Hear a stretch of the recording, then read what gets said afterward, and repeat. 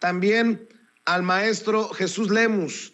Jesús Lemus, a quien usted ha escuchado, ha visto en muchas ocasiones aquí en Sin Censura, siempre directo, siempre frontal, siempre con los pelos de la burra en la mano. El maestro Jesús Lemus, autor de libros como El licenciado sobre Genaro García Luna y Jaque a Peña Nieto y su imperio de corrupción. Querido Jesús, te saludo con mucho gusto. ¿Cómo estás? Un abrazo, hermano. Gracias, te saludo con mucho gusto, mi querido Vicente. Siempre un placer poder estar en contacto contigo. Estoy a tus órdenes, mi querido maestro, para lo que gustes y mandes, como siempre, agradecido por la invitación. Oye, Jesús, pues que se queda en prisión Emilio Lozoya. Yo estaba con el Jesús en la boca, decía, el Poder Judicial no es capaz que nos dé otra bofetada mandando a su casita al exdirector de Pemex, al que podría ser el caso emblemático de la lucha contra la corrupción. Afortunadamente, dice el juez que sí hay riesgo de fuga y se queda en el penal. Bueno, evidentemente siempre lo existió el riesgo de fuga. Lo que pasa es que también pues, las redes sociales presionaron mucho a la Fiscalía General de la República para que lo llevara a prisión luego de que estaba viviendo pues cómodamente, pese a ser acusado, a ser indiciado por el delito de corrupción. Y bueno, hoy tiene que enfrentar las consecuencias. Efectivamente, Vicente, como tú bien dices, qué bueno que Emilio Lozoya pues se va a quedar en prisión al menos durante todo el proceso que dure el desahogo de su situación penal. Pero habría que ver todavía, porque hay mucho. Además, deja el que esté o no esté en prisión justamente durante esta etapa preparatoria a la sentencia, pues habría que ver también la responsabilidad justamente de Emilio Lozoya, porque Emilio Lozoya pues tampoco ha dicho todo lo que tiene que decir, ha estado jugando sus cartas, ha estado queriendo pues vender un poco de humo a la Fiscalía General de la República, y creo que todavía le falta mucho por declarar con relación a los sobornos que recibió de Odebrecht, a la forma en la que operó dentro de la Cámara de Diputados, dentro de la Cámara de Senadores, para que la reforma energética fuera avalada, y por supuesto que todavía tendrá que poner mucho de su parte, y hablo de que tendrá que poner a piezas importantes de la administración de Peña Nieto, pues como fue en aquel tiempo el secretario de Gobernación, Miguel Ángel Osorio Chong, o el secretario, el cerebro más bien de la administración de Peña Nieto, Luis Videgaray Caso. Creo que eso es lo que podría ameritar que salvara el pellejo y que pudiera salir de la cárcel, pero por lo pronto creo que es una buena señal la que manda la Fiscalía General de la República, el que siga manteniendo dentro de la prisión, bueno, que fue una decisión finalmente del juez, pero pues por supuesto hay que tomar en cuenta también, lo hemos dicho, hemos sido muy críticos del fiscal Gers Manero, pero también hay que reconocer cuando hace aciertos, como es en este caso, que la Fiscalía General de la República estuvo muy al pendiente del tema, no descuidó ninguno de sus líneas que manifestó ante el juez, y bueno, finalmente pudo hacer que un juez dijera, bueno, sigue Emilio Lozoya dentro de la cárcel porque es un responsable de los hechos de corrupción que se le señalan, y porque seguramente la Fiscalía está también extendiendo un poquito más el lazo para poder hacer más grande la redada que espera se pudiera lograr con otros actores importantes de la administración de Peña Nieto. Oye, importante también lo que dice el presidente Andrés Manuel López Obrador, dice que los que hacían grandes negocios con la salud echaron a andar una campaña de desprestigio durante la pandemia pensando que el gobierno iba a dar marcha atrás. Aquí no venimos a ser cómplices de la corrupción. Bueno, pues a esto súmale esta campañita de la demanda, el proceso contra Hugo López-Gatell y las muertes en la pandemia. Andan con todo porque son los machuchones de los que se han beneficiado con la salud o la no salud del pueblo de México, Jesús.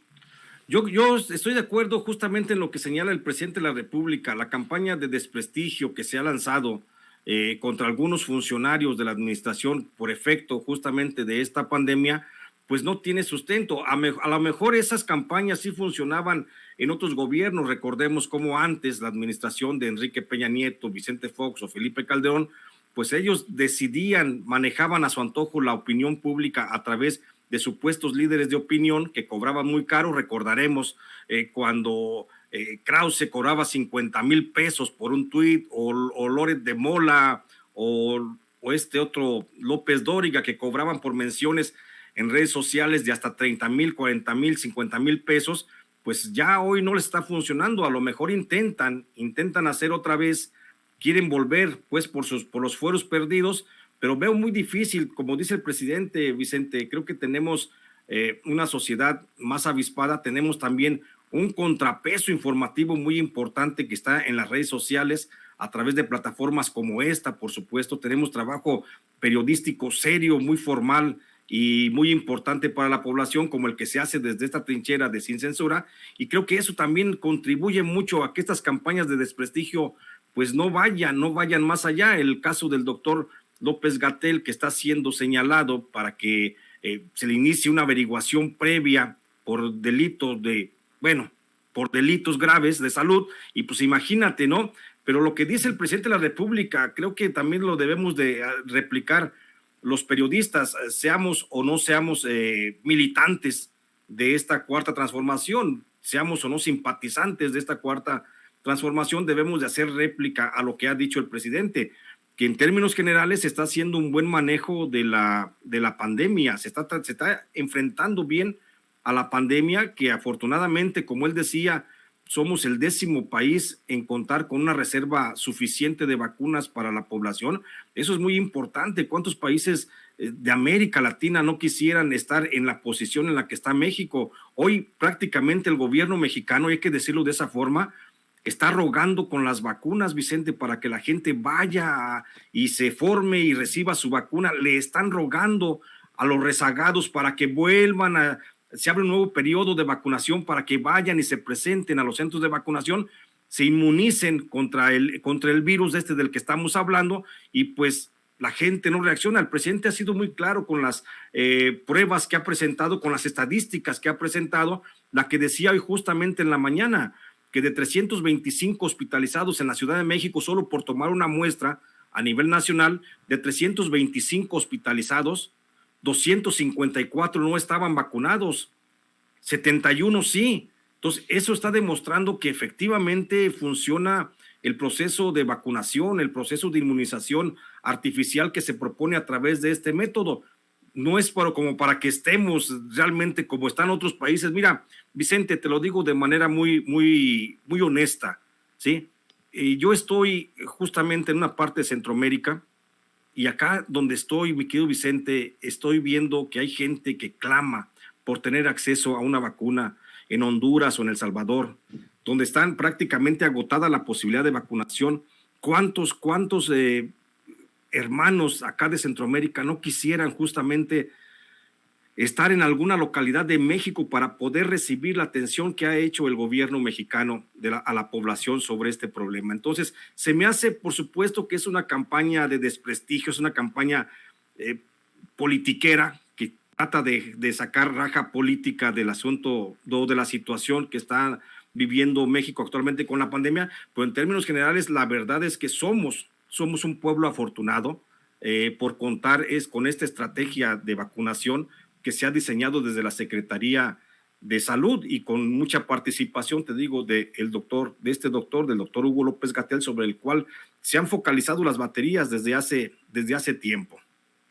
Así es. Oye, Jesús, porque estamos al pendiente, tú, yo, algunos otros colegas, sobre el tema de la protección a periodistas. Ya se anunció una fiscalía especial para investigar los asesinatos de periodistas allá en Baja California, sobre todo los últimos, el de Margarito y el de Lourdes, y en ese sentido, no sé si te enteraste y me das tu opinión, hubo otro ataque a periodista, persiguen a balazos al periodista Santiago Martínez en Oaxaca.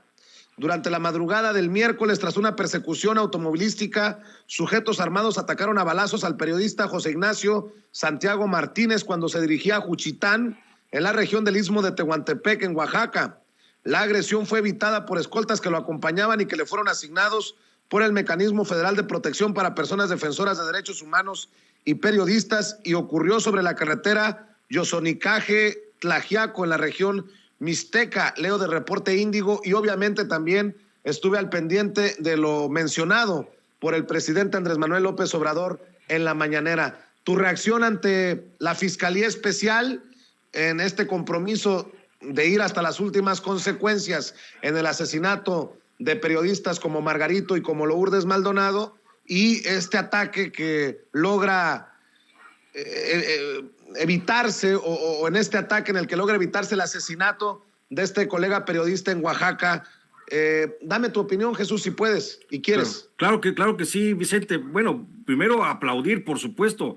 Es un noble gesto del presidente de la República que se haya establecido ya una fiscalía especializada, aunque para eso existe pues la Fiscalía Especializada de Atención a Delitos contra la Libertad de Expresión. Pero qué bueno que el presidente está poniendo atención para resolver el asunto del asesinato de Lourdes Maldonado. Y qué bueno que también no se olvida a Margarito Martínez. Pero también, mi querido Vicente, o sea, como van a decir, nada le embona pues a Jesús Lemus, ¿no? Qué bueno, te digo, yo aplaudo, por supuesto, esa acción, pero también se debería de investigar el asesinato de Luis Gamboa en Veracruz, que ocurrió el 10 de enero pasado. Y por supuesto, debería de hacerse esa acción de la Fiscalía General, pues para investigar todos los 8 homicidios que hubo de periodistas en el 2021 y los 14 que hubo en el 2020. Qué bueno que hay una fiscalía, qué bueno, pero creo que tampoco debe de ser suficiente como para investigar nada más un caso para calmar los ánimos tan exacerbados que hay hoy dentro del periodismo. Se aplaude la gestión, la acción del presidente de la República. Hay que seguir insistiendo para que también así se hagan fiscalías especializadas, pues para investigar los asesinatos de los otros, que ya es una gran lista. Pero por lo pronto se avanza por algo, mi querido Vicente, y esta decisión del presidente de establecer la fiscalía para el caso Lourdes Maldonado y Alfonso Margarito Martínez es muy buena. Me gusta la idea. Lamentablemente, bueno, pues lo único que queda es proporcionarle justicia a las víctimas y a los familiares de las víctimas, pero por algo se comienza. Creo que es una buena decisión, pero también esto nos refleja un asunto de fondo, mi querido Vicente. El asunto es que tiene que entrar la figura presidencial para que el mecanismo de protección y la Fiscalía de Atención a Delitos contra la Libertad de Expresión, pues tengan que hacer su trabajo. Se supone que lo último que deberían estar haciendo estas dependencias es estar distrayendo al presidente de sus grandes ocupaciones, de los grandes temas nacionales, de la recomposición de este país que prácticamente le dejaron en pedazos las administraciones neoliberales. Pero qué bueno que el presidente se toma tiempo para esto, pero qué malo que sea la gestión del presidente la que tenga que intervenir para que estos organismos tengan que actuar. Por otra parte, en el caso de Ignacio Martínez Santiago, que fue agredido a balazos, como tú ya bien lo refieres, allá en la zona de la Mixteca oaxaqueña, pues qué malo que haya habido esa agresión, pero también qué bueno que en este caso podemos alzar los brazos al cielo y decir, chingao, qué bueno que no le pasó nada, qué bueno que está a salvo el compañero periodista, qué bueno que nada más quedó en susto, porque me imagino que ha de ser un susto de la chingada, ¿sí? Pero qué bueno, a final de cuentas, qué bueno, y así como se reaccionó en este caso, los escoltas, que deben ser muy buenos, los escoltas que traía o que trae Ignacio Martínez Santiago, qué bueno que así pudiéramos estar la mayoría de los periodistas, digo, no balaceados, pero sí protegidos con elementos de seguridad muy importantes. Creo que este es el mecanismo, este es el ejemplo del mecanismo que realmente queremos en México, de mi querido maestro, porque un mecanismo que tenga elementos suficientes para cuidar a los verdaderos periodistas que están en verdadero riesgo, un mecanismo que apoye la gestión para la institución de una fiscalía especializada para la investigación de cada asesinato.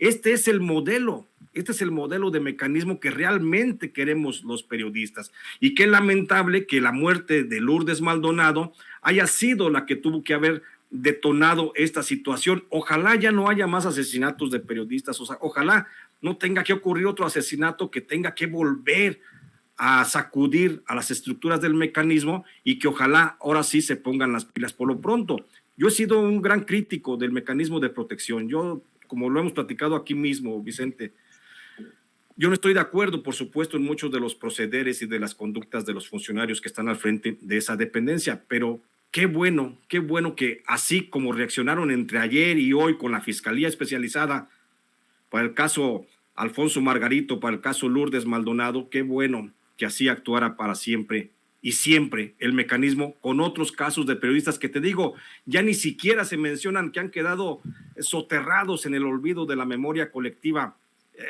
tan frágil a veces que tenemos los mexicanos, pero qué bueno que las cosas se están dando, y yo me alegro mucho por Ignacio Martínez Santiago que vivió para contarla y que bueno, ojalá no se vuelvan a repetir estos hechos. Nada más para aclarar, para hacerle justos a la historia, el fiscal especial en el caso de Margarito y de Lourdes se da en Baja California, no es a nivel federal, pero bueno, es importante. Y ayer mencionaba en Sin Censura Nocturno que Enrique Irazoque, el responsable del mecanismo, el titular de la Unidad de Derechos Humanos y responsable del mecanismo de protección para personas de derechos humanos y periodistas, envió un comunicado. No quiero echarle leña al fuego, pero es importante escuchar tu opinión porque tú has sido crítico y has pedido incluso la renuncia de Enrique Irazoque. Dice el comunicado: protección a personas, periodistas y defensoras de derechos humanos es obligación del Estado, dice la Secretaría de Gobernación. Los 3 órdenes de gobierno tienen obligaciones y responsabilidades específicas para atender el tema, dice Enrique Irazoque. Explicó que al inicio de esta administración el mecanismo contaba con 758 personas. A la fecha hay más de 1,508 personas beneficiarias. Bueno, pues confirma lo que hemos dicho, que están rebasados también en el mecanismo, mi querido Jesús. Sí, yo no discuto ese asunto. Por supuesto que el mecanismo está pero súper rebasado, porque yo también escuchaba una entrevista de Enrique Irazoque en el que él refiere que de esas 1,508 personas que están actualmente protegidas por el mecanismo, pues 492 corresponde a periodistas únicamente. Entonces estamos hablando de 492 periodistas que en este momento están por razones que ellos mismos han estimado, están amenazados de muerte. Lo que yo no considero que deba de ser suficiente, también habría que ver eso, cómo está actuando el mecanismo de Enrique Irazoque. Ellos han establecido un mecanismo muy raro, Vicente, muy extraño para calificar el riesgo en niveles. El riesgo es riesgo. ¿Se tiene riesgo o no se tiene riesgo de muerte? Punto. Y ellos han establecido una serie de medidas a través de un protocolo muy raro que trajeron para medirlo de Europa y trajeron también algunos datos de Estados Unidos y de Canadá, donde por supuesto la idiosincrasia del periodismo europeo y el canadiense y el norteamericano, estarás de acuerdo conmigo, es muy distinta a la idiosincrasia del periodismo mexicano. Entonces no podemos medir con la misma vara que se mide en Estados Unidos o se mide la labor periodística en Europa, porque simplemente ni de los sueldos ni hablemos. ¿Cuánto gana un periodista en Europa? ¿Cuánto gana un periodista en México? Promedio general, periodista en México gana 150 pesos al día, promedio general. Y un periodista en Europa, en promedio general, gana al mes cerca de 2,000 euros. Entonces, no tenemos, por supuesto, ninguna comparación para que nos midan de esa forma. El mecanismo de protección está aplicando sus protocolos para medir riesgos y es en función de esa medición de riesgos que también considero yo que se ha aumentado también el nivel de las personas que han ingresado al mecanismo. Hay que decir que hay un gran riesgo en México, hay riesgo generalizado en México para todos los periodistas, pero también a veces los protocolos que ellos mismos manejan en el mecanismo, pues son distintos. Te digo, quieren medir el riesgo, pero riesgo nomás hay uno, es como querer medir niveles de riesgo, ¿no? Entonces, es como cuando le dicen, ¿estás embarazada o no estás embarazada? No puedes estar poquito embarazada o muy embarazada o medianamente embarazada, ¿sí? Es igual para el riesgo, no puedes estar periodista medianamente en riesgo, con poquito riesgo o mucho riesgo, es un riesgo, punto. Entonces creo que también ahí, esto es lo que ha detonado que los índices, bueno, que la cantidad de personas registradas en el mecanismo, pues no sea la adecuada, sobre todo que no sean los que están y que no estén los que sean. En pocas palabras, mi querido Vicente, creo que de esos 492 periodistas que hoy tiene el mecanismo de protección, habría que ver quiénes sí realmente requieren de esta protección, porque ese es un tema también bien escabroso, que tenemos que señalar que hay muchos periodistas que por instrucción de Irazoque, porque son amigos de Alejandro Encinas, de tal o cual funcionario, así como los metía Jorge Ruiz del Ángel antes, lo podemos decir de manera muy clara, hay elementos para demostrar que Jorge Ruiz del Ángel, por voluntad propia, por amistad o por cariño con algunos periodistas, simplemente les dotaba de medidas de protección y los metía. Y entonces, con esa mentada situación del nivel de riesgo, se escudaban. Pero hay que revisar a fondo, por supuesto, el mecanismo. Yo aplaudo, digo, hoy en este momento, en este día, a las 12:09 del día, pues aplaudo las acciones del mecanismo con relación a que se salvó la vida de Ignacio Martínez Santiago y de que hay una fiscalía especializada, sea estatal, que a final de cuentas tendrá que trabajar con la federación para el esclarecimiento de los casos de Tijuana, pero también habría que ver cómo está funcionando. Yo creo que no hay vuelta de hoja en este asunto, mi querido Vicente. Creo que los actuales integrantes del mecanismo ya dieron lo que tenían que dar. No puede ser que el presidente esté sacando la cara por ellos. El presidente tiene muchas más ocupaciones más importantes como para que esté también tratando de limpiar la cara a estos funcionarios. Creo que debe de haber una recomposición. Creo que Irazoque está muy rebasado justamente por las necesidades del periodismo para ser protegido, porque así lo establece la ley. Pues querido Jesús, cuando se critica, que se critique cuando se tenga que criticar, que se reconozca cuando se tenga que reconocer. Afortunadamente hoy un periodista salva la vida gracias a la protección que le brinda el mecanismo. Mi querido Jesús, como siempre, agradecido porque hablas derecho y sin escalas, como dice un amigo. Mi querido Jesús, ¿por qué no cerramos invitando a la gente para que te apoye en tu canal de YouTube, en tus redes sociales?